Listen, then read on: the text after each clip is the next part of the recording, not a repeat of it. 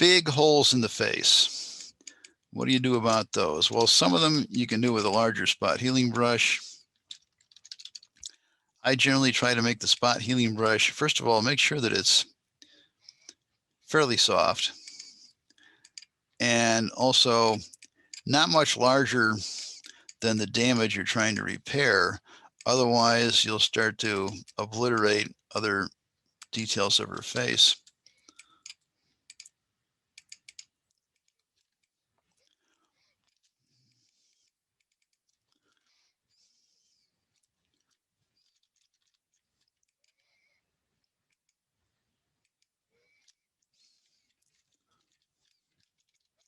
And I'm just changing the size of the brush every now and then with the open or close bracket tools on the keyboard.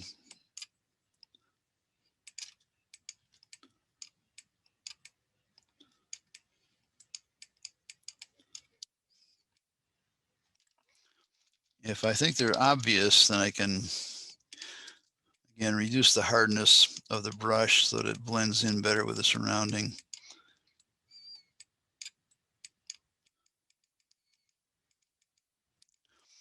Okay, damage here in the face. I would clone that in. I would do it from both sides. So I'll make this a little smaller and Alt or Option click here, and just because this has a cheek highlight area and this is in shadow, and if I start along the edge of a shadow and then come in,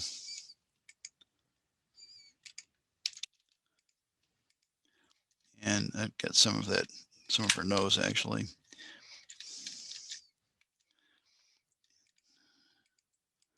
Then I should be able to copy in the appropriate texture without changing her face. And some of this, if it starts to look lumpy,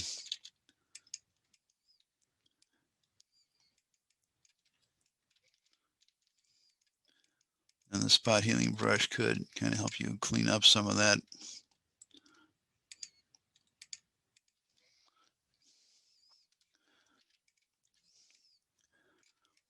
I've seen people go in with a paintbrush and completely change the shape of her nose. You want to be careful about that. So again, I would clone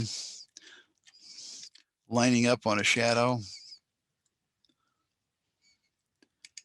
and then work your way over and then come back from the other side. And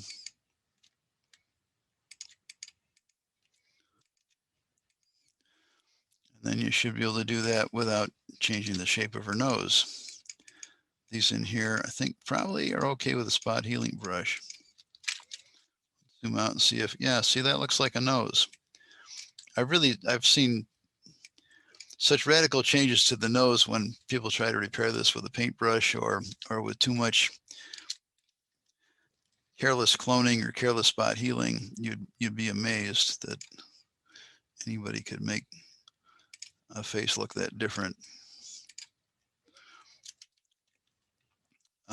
Again, this is kind of light here and it's losing the shadow because of the damage to the print. And I just might get rid of that light spot there. These guys here, again, coming in from one side and then coming in from the other side, you should be able to eliminate the hole without changing the shape of the face. Sometimes you might have to not be in so close so you can make sure that you really can tell where the values change, you know, like right across here, this way. There's a kind of a shading on her cheek right here that gives her cheek dimension. So you'd want to be careful that you don't just paint across there and completely lose the shape of the face.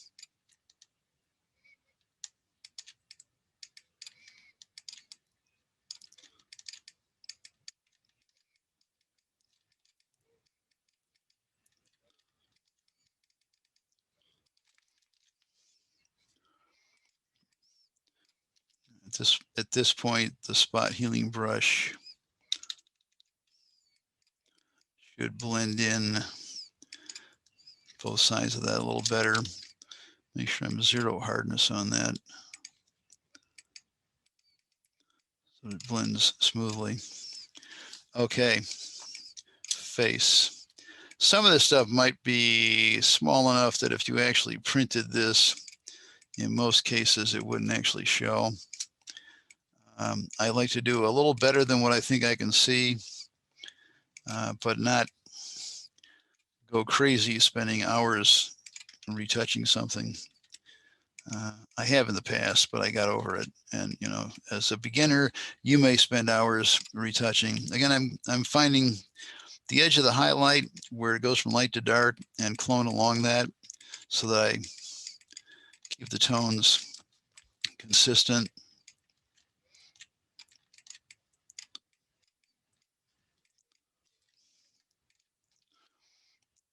And where it looks like it's not that complicated, I may use the spot healing brush.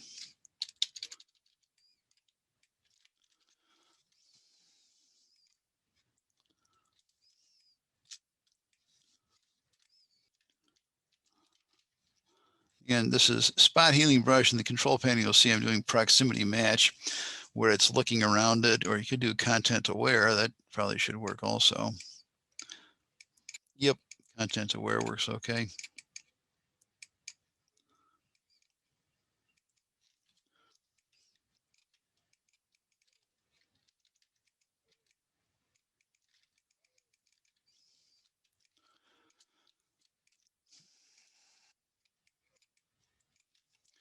Down in here, there's like pleats in the design for dress, so you could use that as a guide and clone.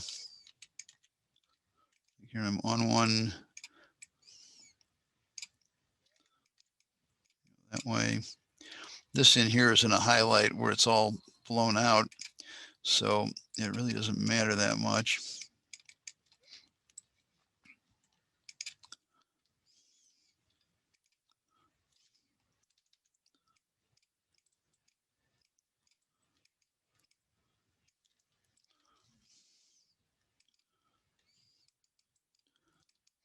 And sometimes you can use it like a paintbrush and go across, and other times that kind of makes a smeary mess.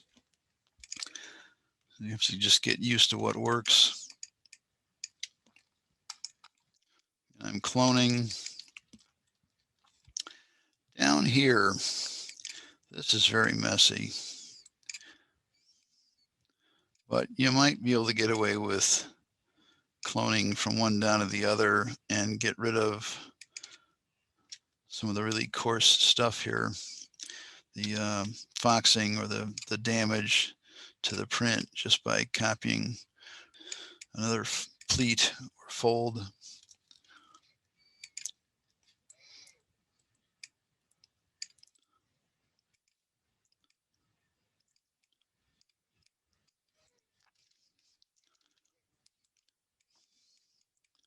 This area down here, you could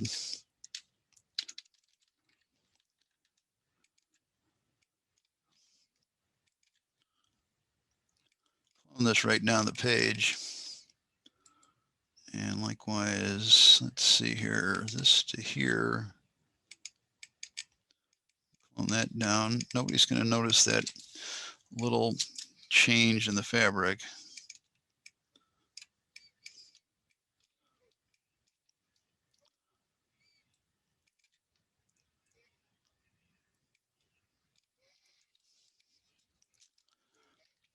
Over here, I don't know if we're ever going to know exactly what the details are behind this damage. I've got another solution for dealing with the damage at the bottom. I think that's the end of her sleeve there and a shadow. And on this bottom end, I could just crop this out, of course.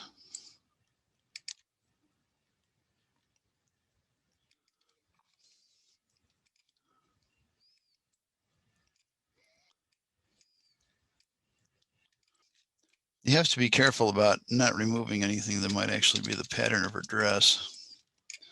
I have had students completely remove all of the flowers, which really isn't necessary.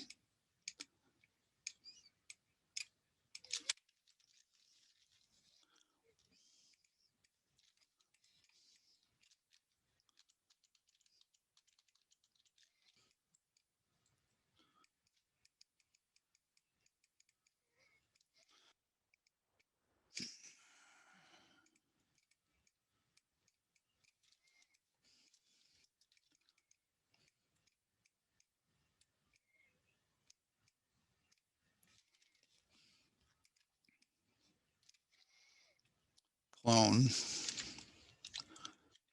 see.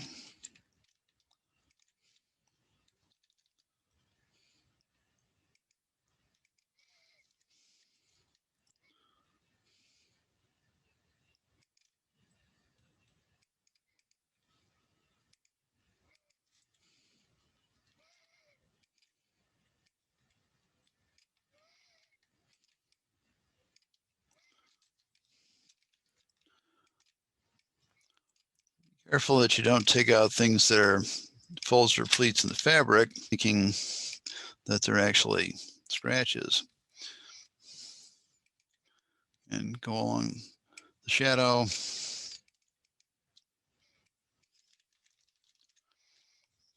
right, that's pretty good. You could work on that a little more if you want. If it's not obvious, you can ignore it.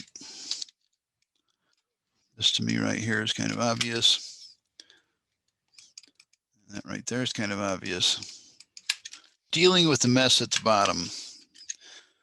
Bad damage to a photo. You can select this area. I'm going to add a dust and scratches filter to the base art, which of course is a smart object, and see if there's some level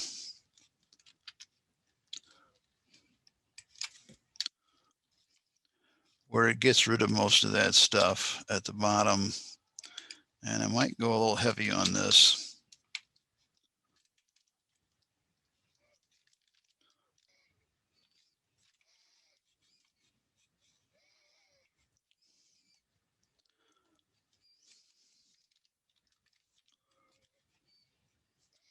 Let's try there. And let's see what that accomplished. I'm going to, it didn't quite do as much as I thought it would. But for that area, I don't necessarily want to lose all this detail here. So on this mask, I could actually paint a gradient. Here's my gradient tool, starting from black and going to white, and starting at the beginning of the dress here and going down to there, about there. And you'll see that that has, let me,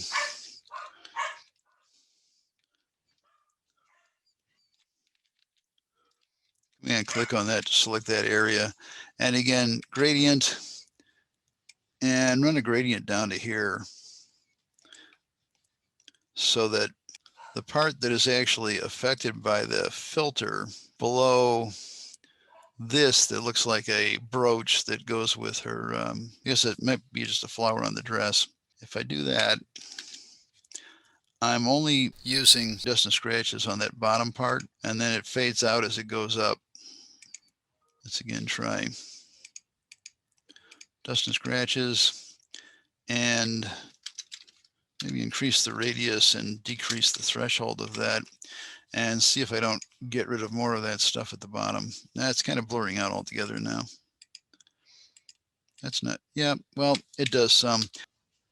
I can do one more thing, and that is to add a new layer, and I'll do this above my retouch layer.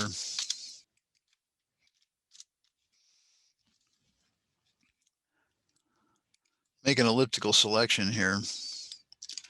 And when I have a selection, if I haven't touched another tool, I can use the arrows on the keyboard to move that selection around. Shift function key 6, feather this 60, And on this new layer, make a mask. Command I, invert that mask. And then over here on this empty layer, take my brush and my background color and just paint across here to just lighten that bottom a little. And it's perfectly acceptable, this is what we call a vignette, to have the bottom of a formal photograph fade out, and that eliminates the problem of trying to repair all that foxing damage from this having probably gotten wet or been in a moldy environment at some point. That's good enough for Dorothea. What I'd like to do now is I like to simulate color on this thing. So image mode, this is RGB color, which is convenient, but I want to do something called a duotone. RGB means that I could change this to CMYK and print it 4-color process, but I could also change it to a grayscale and then after that change it to a duotone and print it in black and one other color. This allows me to manipulate the gamma or the tonal range of the image a little better, and also I can give more warmth to the image. So I'm going to change this from RGB to grayscale. Don't merge, I don't want to lose those layers, and don't rasterize anything. You can discard the black and white. Okay, so there she is. Now I'm going to look for in image mode duotone. And this is the last color I used here, I guess, was 1235. Yes, I was doing some black and 1235 duotones. Not what I want. I want to use a Pantone matching color because that means that when I send this file to a printer as part of a project, he can print it in black and a specific color that he has the formula to mix based on the Pantone matching color guide, around 465 or something. Let me see. Yeah, 451. How's that look? 450. No. Let me see what's the next one down from here. I'm using the arrows on my keyboard to go down. 465. I think 465 makes a really pleasing duotone. So I'll use 465. It's not a dark color, so it won't greatly increase the density anywhere in the image, but I'll still want to adjust curves on it. These curves were adjusted for a different project. So I'm going to flatten this out. That would be normal gamma. And if I do normal on the black, it looks like this. And this does increase the density. But if I open up the midtones like this, and in particular, I can decrease black in the highlights, because what you can do with a duotone when the second color is lighter is use the second color to increase the density of the smallest dots in a halftone, so that the lighter color is adding detail to the highlights instead of the dark color. And I'm going to just adjust this so the curve is fairly flat otherwise. That looks like a good sepia tone, or like a platinum print or a gold tone print from the old film days. I think it gives a nice color to the photograph. And she looks pretty good to me. As you can see, the artifacts or anomalies or little problems in her hair probably aren't going to show when it's printed. So I didn't really have to do any more retouching than I did. This right here looks a little peculiar. So let me just go and do that, because the problem with being a perfectionist is you can always find one more thing to do. Okay, that's fine. Oops, this one here.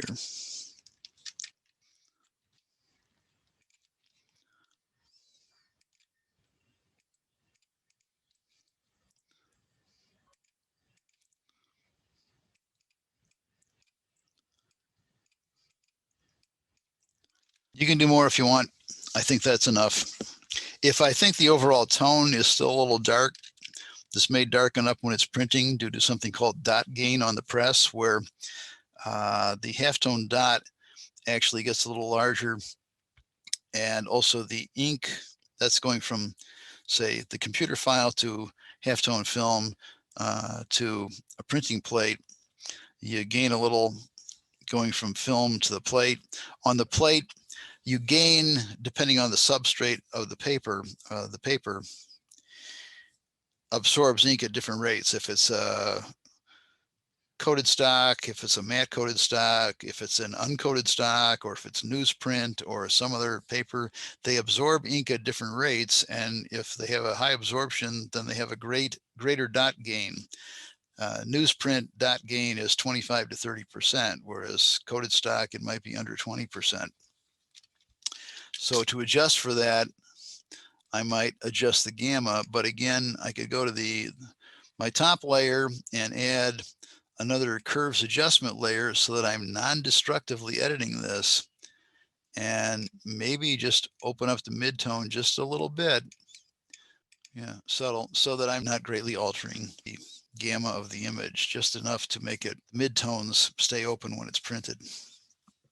And that's the end of DL5D. When you have completed the project, save it as your last name, DL5D.PSD at full resolution with layers. Make sure you save it with layers, or if you need to edit this, your layers will be gone. Save this again as a PDF. And for this PDF, say no layers. So PDF with no layers and high quality print. After you have those both saved, resample Command-Shift-I image size to 72 pixels per inch, resampled, bicubic sharper for best reduction. You can make this 4.794 by 6 or whatever it works out to be, so it's a little bit smaller. Say OK. Still looks pretty good. And save as with layers, your last name DL5D 72 as a PDF. Save. And again, high quality print. Close this without saving because it's been resampled and I don't want to lose my original high resolution detail. Okay, here's my DLD5D72. It's 8 megabytes. My PSD is 16 megabytes. My high resolution PDF without layers is less than a megabyte.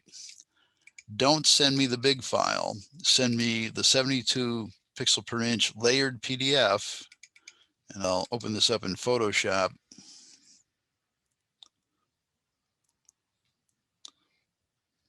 So that you can see this is my 72 pixel per inch file.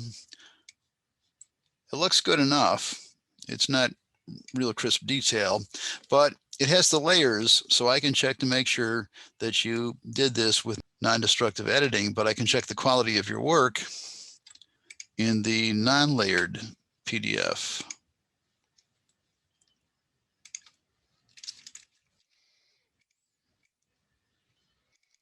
So that's the 72 pixel per inch layered PDF, the 200 pixel per inch non-layered PDF, and you can combine those into a zip file.